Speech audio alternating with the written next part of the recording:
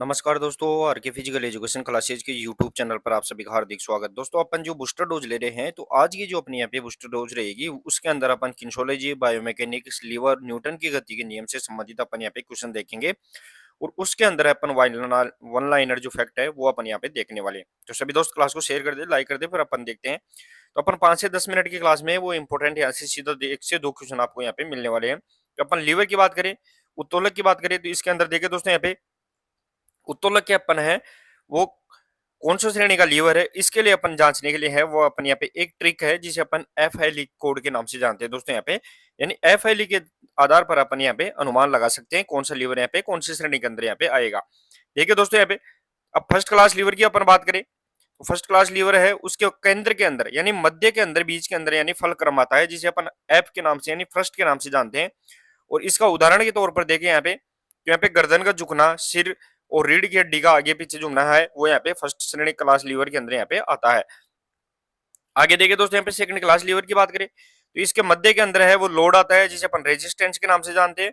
पंजों के बल खड़ा होना है वो यहाँ पे सेकंड क्लास लीवर के अंदर यहाँ पे आता है जिसे अपन काफ राइज के नाम से यहाँ पे जानते हैं। अगला यहाँ पे थर्ड क्लास लीवर की बात करें, तो मध्य के अंदर इसके अंदर एफर्ट यानी बल आता है जिसे अपन यहाँ पे फोर्स के नाम से भी जानते हैं। तो बाइसेप्स जो कर्ल होती है दोस्तों यहाँ पे, जिसे हाथ से वजन उठाना होता है वो यहाँ पे थर्ड क्लास लीवर के अंदर आता है। तो ये छोटा सा है वो यहाँ पे अपन लीवर जांच पहचानने के लिए है वो यहाँ पे ट्रिक है जिसे अपन एफ कोड के नाम से जानते हैं। फर्स्ट क्लास, सेकंड क्लास और थर्ड क्लास लीवर इसके अंदर यहाँ पे आता है। अगला देखिए दोस्तों, यहाँ पे बायोमैकेनिक्स की बात करें, तो बायोमैकेनिक्स जिसे अपन यांत्रिकी के नाम से जानते हैं, नियमों को मानव शरीर पर लागू करने का विज्ञान है। बायोमैकेनिक्स होता क्या है, तो जो यांत्रिकी मैकेनिक्स के जो नियम है उनको मानव शरीर के ऊपर लागू करना है वो बायोमैकेनिक्स होता है। उत्तोलक लीवर के तौर पर देखे तो अपन ने यहाँ पे ट्रिक देख ली एफ। अब याद रखने के बीच में वही श्रेणी की बात करें अपन यहाँ पे, तो देखिए दोस्तों, यहाँ पे फर्स्ट क्लास की बात करें अपन, फर्स्ट क्लास लीवर एफ बीच में आता है जिसे अपन यहाँ पे एक्स बीच में आता है, फल क्रम बीच में आता है, अपन जिसे बोलते हैं एक्स बोल सकते हैं, उसे अपन फल क्रम भी बोल सकते हैं। तो आज इसके मध्य में है। साथ ही में दोस्तों लीवर अपन ने इसके अंदर उदाहरण देख लिया, जो सिर का जोड़ है वो यहाँ पे जो पिवट पिवट जॉइंट भी इसे बोलते हैं वो यहाँ पे किसका फर्स्ट क्लास लीवर का यहाँ पे रहेगा। सेकंड क्लास लीवर है जो ये लोड बीच में आता है जिसे अपन रेजिस्टेंस के नाम से जानते हैं। पैर के पंजों पर खड़ा होना है वो इसके अंदर आता है। थर्ड क्लास लीवर अपन ने देख लिया दोस्तों यहाँ पे, जिसके अंदर मध्य के अंदर यहाँ पे एफर्ट आता है जिसे अपन फोर्स के नाम से जानते हैं। बाइसेप्स कर्ल हो गया, मानव शरीर में है वो यहाँ पे सबसे अधिक पाए जाने वाला लीवर वो थर्ड क्लास होता है, और सबसे कम पाए जाने वाला लीवर है वो यहाँ पे सेकंड क्लास लीवर होता है। ये भी अपने को यहाँ पे ध्यान रखना है। आगे देखे दोस्तों, यहाँ पे प्लेन एक्सेस की बात करें अपन, शरीर के तल एंड एक्सेस की बात करें, तो इसके लिए है पहला अपना सेजिटल प्लेन की बात कर रहे हैं अपन दोस्तों। यहाँ पे सेजिटल प्लेन है, ये शरीर को दाएं और बाएं भाग में विभक्त करता है। ये अपने को ध्यान रखना। प्लेन है वो सामने से जाता है, आगे से पीछे की ओर जाता है। अब इसको अंदर देखे दोस्तों, यहाँ पे गति है वो आगे पीछे होगी, दौड़ना आगे झुकना है वो इसके अंदर यहाँ पे सेजिटल प्लेन के अंदर यहाँ पे आता है। तो अपने को उदाहरण भी इसके अंदर यहाँ पे याद रखना है। फ्रंटल प्लेन की बात करें, तो फ्रंटल प्लेन है वो शरीर को आगे और पीछे एंटीरियर और पोस्टीरियर के अंदर बांटता है, यानी आगे और पीछे के अंदर डिवाइड करता है। साथ ही दोस्तों इसके अंदर होता क्या है, जो गति है वो साइड के अंदर होती है, जैसे जंपिंग जैक या हाथ बगल में उठाना फ्रंटल प्लेन में यहाँ पे होता है। आगे देखिए दोस्तों, तीसरा प्लेन है उसे अपन ट्रांसवर्स प्लेन के नाम से जानते हैं। ये शरीर को ऊपर और नीचे यानी जो कमर से ऊपर और आधा नीचे एक हिस्से में इसमें हाथ आएंगे, एक हिस्से के अंदर इसमें पैर आएंगे। अब इसमें होता क्या है, तो गति शरीर का घूमना रोटेशन इसी तल में होता है। जितनी भी रोटेशन घूमने वाली क्रिया होती है, ट्विस्ट क्रिया होती है, वो यहाँ पे ट्रांसवर्स प्लेन के अंदर यहाँ पे होती है। तो अपने को सेजिटल प्लेन, फ्रंटल प्लेन और यहाँ पे ट्रांसफर प्लेन का भी अपने को यहाँ पे याद रखना है। अब देखिए दोस्तों, प्लेन का है वो यहाँ पे बताया गया है, तो यहाँ पे आधा आगे और आधा पीछे वो ध्यान रखना फ्रंटल प्लेन होगा, और आधा दायां और आधा बायां यानी आधा दायां इस साइड में और आधा बायां है वो यहाँ पे सेजिटल प्लेन के अंदर होगा। और यहाँ पे दोस्तों यहाँ पे आधा ऊपर, आधा तो ऊपर और आधा नीचे है डिवाइड होना वो यहाँ पे ट्रांसफर प्लेन के अंदर होगा। तो ये अपने को यहाँ पे डायग्राम के द्वारा भी अपने को यहाँ पे याद रखना है। आगे देखिए दोस्तों, यहाँ पे अगला फैक्ट आता है तल और एक्सेस से यानी प्लेन और एक्सेस से संबंधित बात करिए, वही बात आएगी दोस्तों इसके अंदर। गति और उदाहरण सेजिटल प्लेन की बात करें, बांटेगा अपने को कैसे डिवाइड करेगा, तो यहाँ पे सेजिटल प्लेन है वो अपने को यहाँ पे आधा दायां और बायां अंदर डिवाइड करता है। और इसके अंदर जो गति होती है दोस्तों यहाँ पे वो आगे दौड़ना, आगे और झुकना, आगे और पीछे की गति होती है। फ्रंटल की बात करें तो ये शरीर को आगे और पीछे एंटीरियर पोस्टीरियर में डिवाइड करेगा, ध्यान रखना है। और इसमें जंपिंग जैक, साइड स्ट्रेचिंग की यानी लेटरल यहाँ पे जो अपन झुकते हैं वो इसके अंदर गति होती है। ट्रांसवर्स की बात करें, ये अपने को ऊपर और नीचे डिवाइड करता है, और इसके अंदर यहाँ पे ट्विस्ट और यहाँ पे रोटेशन की गति यहाँ पे होती है। तो ये अपने को यहाँ पे प्लेन और इनसे संबंधित यहाँ पे याद रखनी है। आगे देखिए दोस्तों, यहाँ पे गति के प्रकार की बात कर रहे हैं अपन, टाइप्स ऑफ मोशंस की बात करें, जिसके अंदर अपन एडक्शन एबडक्शन की बात करें तो इनमें कंफ्यूजन यहाँ पे बहुत ज्यादा रहता है। तो यहाँ पे एबडक्शन की बात करें, एबडक्शन का मतलब होता है दोस्तों यहाँ पे शरीर के मध्य रेखा से दूर जाना, जो अंग होते हैं उनसे यहाँ पे दूर जाना, पे हाथ को पास से उठा के है वो धीरे धीरे दूर लेके जाना, वो एबडक्शन होता है। एब का मतलब है यहाँ पे हट जाना। देखिए दोस्तों यहाँ पे ट्रिक भी बताइए, ए बी का मतलब होता है अबे हट जाना, यानी दूर जाना होता है। यहाँ पे एडक्शन की बात करें तो शरीर के मध्य रेखा के पास अंगों को वापस लेकर आना एडक्शन, और एड का मतलब होता है जोड़ना, शरीर के पास लाकर वापस अंगों को यहाँ पे जोड़ना है होता है। तो यहाँ पे दोनों के अंदर अपने को यहाँ पे कंफ्यूज नहीं होना, अपने यहाँ पे देख लिया दोनों को, अपने यहाँ पे अलग अलग तरीके से अपन ने देखा है। फ्लेक्शन की बात करें तो फ्लेक्शन होता है दोस्तों यहाँ पे जोड़ का कम होना, यानी वापस अपन मान लो ये अपनी क्या है, तो ये मान लो अपनी यहाँ पे कोनी है दोस्तों, यहाँ पे ये कोनी है, तो इसको वापस अपन पास लेके आते हैं तो एंगल यहाँ पे कम हो जाता है, हाथ को मोड़ना होता है। साथ ही में दोस्तों एक्सटेंशन की बात करें तो जोड़ का यहाँ पे बढ़ना होता है, वापस हाथ को है वो आप एक जगह से है उठा के है वो इसको वापस यहाँ पे खोलना होता है। तो ये भी अपने को यहाँ पे ध्यान रखना है।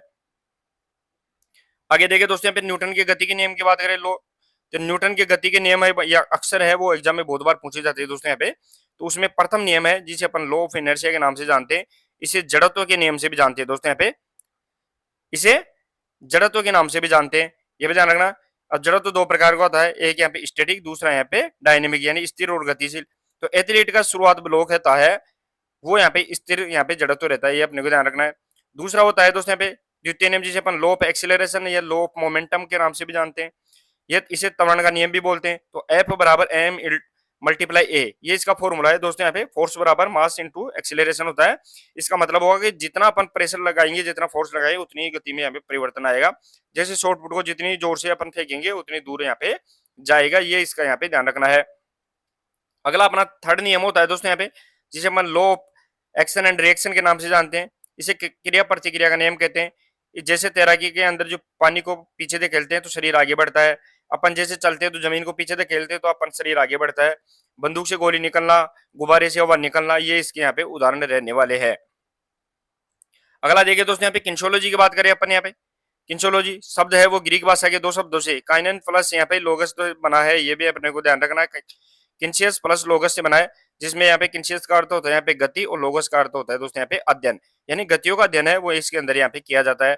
अब गति देखे दोस्तों यहाँ पे टर्मिनोलॉजी की बात करें यहाँ पे, तो यहाँ पे फ्लेक्शन अपन ने देख लिया, जोड़ का कम होना वो फ्लेक्शन होता है, एक्सटेंशन है वो जोड़ का बढ़ना हाथ, एबडक्शन की बात करें तो शरीर के अंगों को मध्य रेखा से दूर लेकर जाना है, एडक्शन की बात करें तो यहाँ पे अंगों को वापस मध्य रेखा के पास लेकर आना, सुपिनेशन की बात करें तो हथेली को है वो ऊपर की ओर मोड़ना यानी आसमान की तरफ मोड़ना, प्रोनेशन की बात करें तो हथेली को वापस जमीन की तरफ मोड़ना या नीचे की तरफ मोड़ना है, वो इसके यहाँ पे क्या रहेंगे दोस्तों यहाँ पे टर्मिनोलॉजी अपने को यहाँ पे याद रखना है।